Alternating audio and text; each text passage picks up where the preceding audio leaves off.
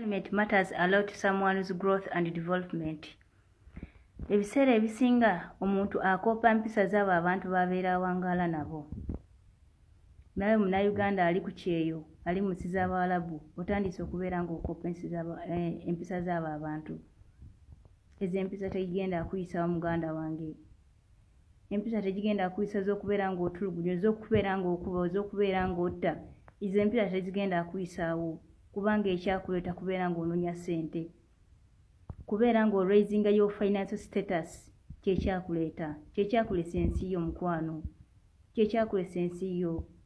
Obusungu bwaki? Bannayuganda obusungu bwaki? Tobeera n'obwo obusungu obungi ennyo. Control your temper. Control your temper.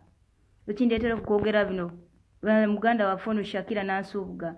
Ekyamutuuseeko tukimanyi kyekyamutuuseeko. N'abalala bangi nnyo babadde nga bayisa message via WhatsApp, Facebook nga bakuba bakama baabwe. So mbusi babiri. Naye lwaki otuukako extent? Fine banyiiza, bo banyiiriza ddala. Naye totuukako extent egamba nti kamukube. Totuukako extent egamba nti kamukube. Oba okitegeera Muganda wange.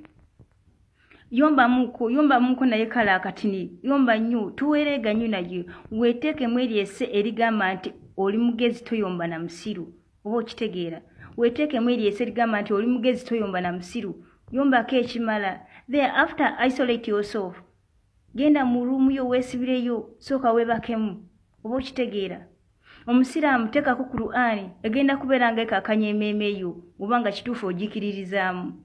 Oba okitegeera. Omulokole teekako enjiri, teekako gospel music agenda kubeera ng'akakanya emmeeme yo. Oba okitegeera. Oba amagezi gano gokubeera nga mukuba mukama baabwe, oba mugajja ku social media. Please, oba mugajja mu mikwano gyammwe.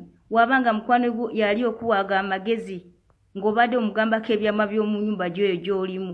Oba okitegeera. Engeri gye bakuyisaamu ng'obadde obimugambako. Then n'akuwaaga amagezi nti genda omukube. Oyo mute, oyo si mukwano gwo. Oyo si mukwano gwo takwagaliza. Oba okitegeera. Mute, oyo si mukwano gwo. Oba okitegeera. Omuntu ali kuleadinga into danger. That one is not your friend. Is not your friend. It's better you abandon that person. You dump that person. Why you understand?